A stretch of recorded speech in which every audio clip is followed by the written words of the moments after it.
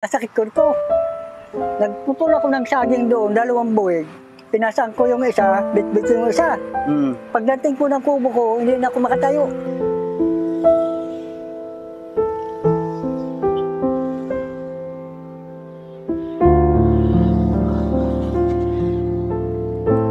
Ayan.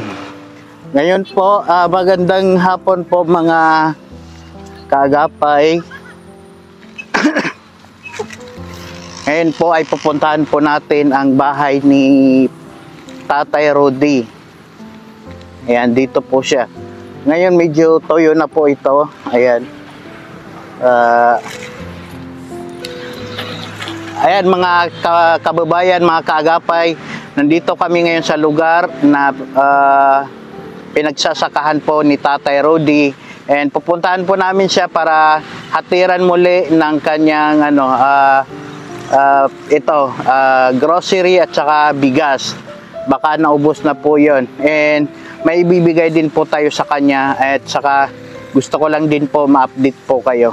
So guys, ayan, ipakita mo yung lupain. Ayan, hindi naman po ito sa kanya. Dito lang po sila nagtatanim. Ayan. So tara, puntahan po natin yung bahay ni Tatay Rudy. Ayan mga kaagapay, sa mga hindi pa po nakakapanood ng unang video namin at saka yung pangalawang video namin kay Tatay Rudy. Si Tatay Rudy po ay solo sa buhay at mag-isa lang po siya ditong naninirahan. Ayan. So ito yung mga tanim-tanim nila dito. Marami din siyang mga kasamaan dito na nagtatanim. Hindi lang po siya. Ayan. Tsaka itong lupa, hindi po ito sa kanila. Parang nirerentahan din po itong lupa. Kasi karamihan naman dito sa Cavite, ganun yung sistema nila dito.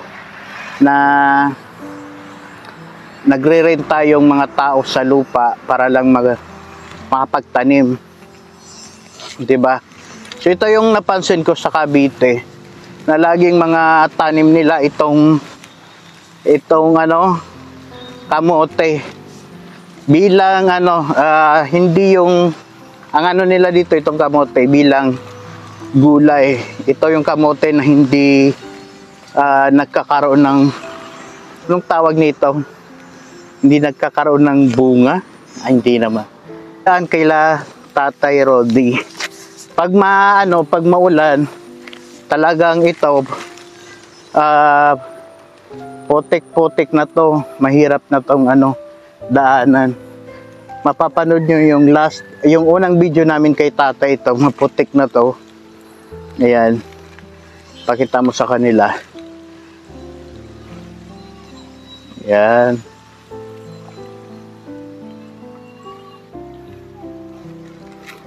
Ito yung last na pumunta kami dito, may may mga tanim-tanim pa dito na mga saluyot. Makikita nyo, panoorin nyo po yung unang bahagi ng una kong nakilala si Tatay Rudy, tsaka yung pangalawang video. Ayan. So tara guys, ayan, puntahan na po natin kasi nandyan na po yung bahay niya.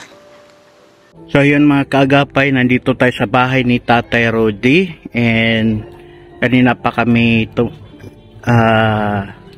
kumakatok po dito pero parang wala po siya sa bahay, nakakandado rin po yung bahay niya. Yun o. Ayan. So yan po yung bahay ni Tatay Rudy. Sa bago pa lang po makakapanood po ng video na to, mayroon po tayong unang video ni Tatay Rudy at saka pangalawa. Bali pangatlong ko na po ito kay Tatay. Ayan, so yun nga nasaan kaya si Tatay? Hanapin namin siya, baka nasa nasa labas, baka may binili. Ayan, so yun guys, ayan, mag-update lang kami kung magkikita pa kami ngayon ni Tatay. Ayan. mga kagapay, pinuntahan nga namin dito sa sa ibang parte ng dito sa bukid na to. Nakita namin si tatay, siya yata yun. Hindi pa kami sure, pero parang siya talaga kasi nakilala namin yung lakad niya. So, puntahan po natin. Ayan. Wala pong kasiguraduhan itong daan po namin. Ayan. So, makikita natin, parang nagtatanim siya dito. Basak, ano po. Hindi ko na alam kung daan ba to o hindi.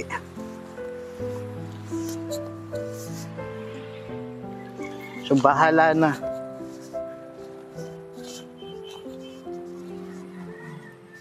Saan yun si tatay?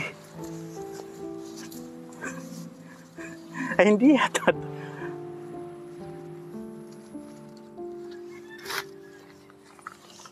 Ala, hindi to. Si tatay ba yan? Si tatay ba yan? Siya nga. Doon tayo sa kabila. Wait lang. Wala ang daan dito. Ah, dito.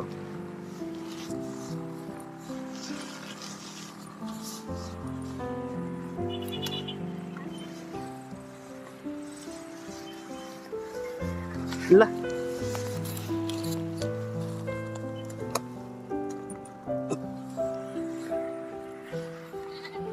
Grabe naman to. Walang daan dito eh.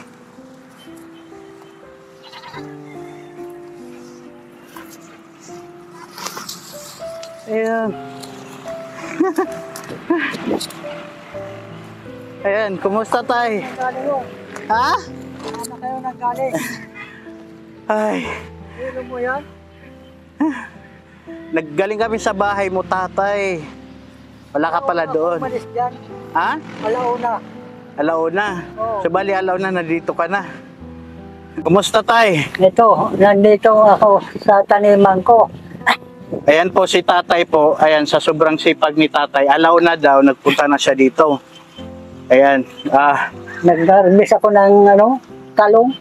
Nag-harvest ka ng talong. Ayan. Mga kaagapay, galing po kami doon. Makikita nyo naman, pinakita namin yung bahay ni tatay na nakasarado. So, pinunta namin dito sa sa taniman niya. So, buti na lang nakita namin kasi dapat pauwi na kami or pupunta kami doon sa yung bale, yung sabi mo na lilipatan. Tay, pwede po ba doon tayo pumunta? Sa pinagtataniman mo? Doon? Sa mga talong mo, ayan. Puntahan po natin, yung taniman po ni tatay. Talagang napakasipag po ni tatay. Tay, kumusta na yung yung lilipatan mo? Hindi pa ako nagagawa. Hindi pa nagagawa? Ito yung taniman ni tatay. Ito ang tanim ko. Ipakita mo, mo sila, iikot mo sila dito sa taniman ni tatay. Dito.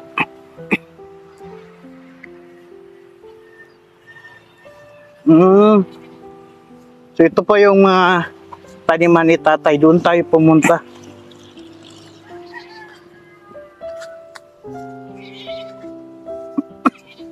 Ayan. So dito tayo. Ito ang taniman ko. Ito, tanim mo to, tay. Ha? Itong talong sa'yo to. Harvest lang ako ngayon. Ayan. So ito po yung mga tanim ni tatay. Tatay Rodi. Napagod ako kasi ang daming yung tawag nito, langgam, no? Oo. Maraming langgam doon. Pinag-ano kami. Ayan tayo, may dala akong bigas. Ayan.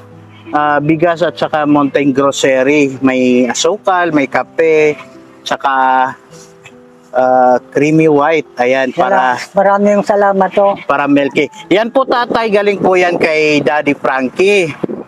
Ayan, maraming salamat po kay Daddy Frankie. Ayan, pa-support din po sa kanya. Daddy Frankie Official Anong pare? Yan ang pare? Facebook page. Ano po? Pare? Hindi po siya pare.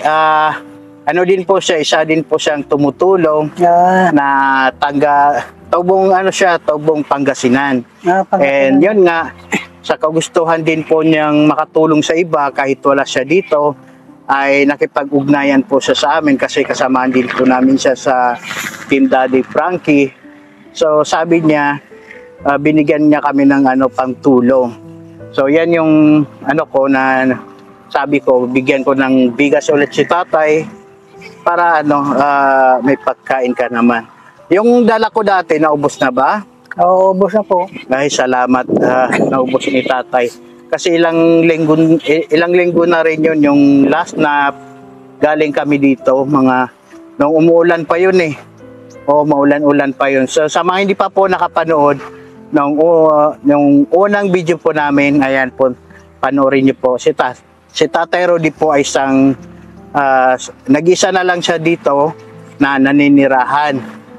Taubong Naga, di ba? Naga po. O, tama. Ayan, so yun nga, kinukumusta ko nga din kasi nung nakaraan na vlog po namin ni tatay, ay yun nga, nasabi niya sa akin na may pinapalipat na siya kasi yung lupa na yun ay pag-aari ng isang private or alam nyo na, kilala nyo na yung mga malaking mayaman dito sa isang mayayaman na pamilya dito sa Pilipinas. Ayan. So, doon po banda yung lilipatan ni tatay. Ayan. And may mga kahit pa paano, may binili daw si tatay na recycled, yung second hand na yero. And kulang pa kay tatay mga plywood. Ayan. So, sana po masuportahan po natin si tatay. Tay, dito sa sa mga tanim-tanim mo, mga ilang buwan bago ka mang nakakapag-harvest? Diyan sa talong, una tinanim ko dito kamatis, hindi ako binungahan. Nag-alangan ako, ito ang tinanim kong bago. Talong? Magkano ang binta mo ng talong mo sa... Talong? 60 lang 60 ang kilo? Kilo. Ay samantala dyan ay 80. Para madali. Yan, ayan po, talagang siyempre, si tatay din, hindi rin naman kumbaga sabi natin wala siyang mga sauki. Yung ko doon, kangkong, isang beses pa na ako na-harvest. Isang beses? Magkano yung kangkong mo, tay? Magkano? Ang isang tali, ganyan, bigay ko 10 ang isang tali. Tapos, pagdating sa merkado, ilan ang bintahan nila sa merkado? Dahil riniripak nila yon malaki. Dahil kung tatali ka ng maliit, pag ripak nila, malit na, ganyan na. Ayan. Ang isang bandel, 100. 10 ang laman. Yan ang mga gabi, yan. Bigay lang sa akin na taga-truck yan. Ngayon naparami ko. Laman. Bukas na, binibenta mo rin yan? Binibenta mo rin? Oo, binibenta ko rin yan lahat. Yan, tinatabas. Di ba itong lupa, tatay, ay hindi sa'yo, di ba? Hindi, inuupahan ko lang to. 2,000 yan. 2,000 sa isang taon. Sa isang taon. Oo. So yun nga, yung naalala ko nga yung isa din na na-vlog po namin dito sa Cavite rin po.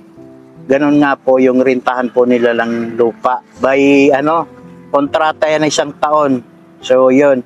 So kahit pa paano. Lang yan, 2,000 yan. Oo. Yan, so maganda itong taniman ni dito, tatay. Yung may pa siya, Tanglad. Tanglad. Hindi ako hirap dito sa tubig. Oo, kasi pala to, may dito, Diyan ayan ang daan ng tubig. Ito, wala bang isda dito? Ngayon ay may nararamdaman ako, nasakit na ito ko. Ang ginawa ko, kinalaan ko ng ganyan.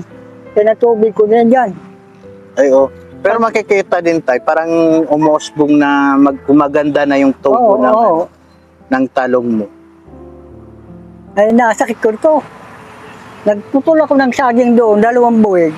Pinasang ko yung isa, bit-bit yung isa. Pagdating ko ng kubo ko, hindi na ako makatayo. Wag kang nagbubuhat ng masyadong mabigat tayo kasi Kaya ito, Hindi na ako nagdidilig. Pinapadaanan ko lang yan, pag ganyan, pag ganun. Oo, tama kasi mahirap Tapos din sa ginagana ano. mo lang ng pinggan. Oo, mahirap din sa, Mahirap siyempre, matanda ka na. Oo. Hindi mo kailangan magyuyoko ng magyuyoko lagi. Ayan nga, tataniman ko naman yan, pitsay. Saan ka kumukuha ng ano, ng binhi, ng pitsay mo? Alam mo, binili ng anak ko, Ah, isang bag, 300. Wala pa sa kalahati, na ano ko. Tigil ako pagtanong ng pitsay, gawa ng ulan. Kaya ito, tinatanong ko talong. Bunuan ko na nga yan. may papaya pa, oh. Papaya, Yan papaya, sa'yo ba yan, Tay? papaya, ninanakaw. Ay, sayang din naman kung ano. Ninanakaw yan po. Siyempre, open area din to eh. Parang may isda nga dito. Inuumpisan ko na magtabas dahil madamo na. So yun po mga kaagapay, ayan, puti na lang nakita namin si Tatay ulit kasi akala namin talaga pupuntahan sana ka namin doon sa ano, yung sabi mo nalilipatan mo. Ayan, sa makakapanood po nito, ayan, Pupunta tayo doon, hindi na. hindi pa muna. Ayan. So, yun nga po, isa din po sa problema ni Tatay, sana daw baka may makatulong sa kanya doon sa lilipatan niya kahit mga ano lang, plywood, saka ano yun? Kahoy. Kasi may nabili naman daw siyang ano, sikanhan nga na yero. So, yun, sana maano natin na may magpaabot sa'yo kasi talagang may magpapaabot sana kay Tatay pero yun na bulilyaso. So Tay, may bigay pala ako dito na ano na pinapaabot ng ano ng isang viewers po namin. Ayan, viewers po. Ayan. Ayan Tay, pandagdag mo daw kung ng ano, kung may bibilhin ka na doon sa pabahay mo. Ayan, pwede mo rin ano siguro gamitin pag kailangan mo. Galing po yan sa viewers po namin na nagpalaro kami, nanalo nga siya ng 500, sabi niya, pakiabot na lang kay Tatay. So, salamat po kay Ate Arlene, ayan, solid viewers po namin, na nanalo ng 500, tapos gusto niya ipaabot na lang kay Tatay, kasi napanood nga niya yung video mo, and yun, sabi nga niya, hindi rin ako makatulong kasi kahit ako ay mahirap lang din. So, kahit ito lang daw Tay, ay may tulong niya Tay. Ayan, tanggapin mo Tay. Maraming salamat po. Oo. Maraming salamat po kay Ate Arlene na napasulit po namin na viewers kasi mula nung nagsisimula ako nandyan parati siya. Yun nga lang daw sabi niya, limited lang din yung may tutulong niya kay Tatay kasi kahit sila ay talagang walang-wala din. So maraming salamat po. Maraming pong salamat. Ayan, sana nga po Tay, pag-pray natin na may magpaabot pa sa'yo ng tulong. So, sana hopefully pagbalik namin may paabot pa tayong tulong kay Tatay. Sa gusto pong tumulong, ayan, pray po kayo mag-message po sa ating Facebook page. Ayan, nandyan din po yung ano natin, ibibigay ko po yung contact. So yun Tay, maraming salamat ko sa oras. Ayan, and sana mapatayo na yung ipapagawa mong bahay para doon ka na makalipat. And maraming salamat din po ulit kay Daddy Frankie, ayan, sa kanyang pagsuporta po sa amin ng mga charity vlogger. Ayan, mabuhay po tayo. Ayan, sa Team Daddy Frankie, hindi ko na kayo isa-isahin pero maraming salamat po sa suporta. Thank you Tay, God bless Tay, ingat ka palagi. Ayan, thank you.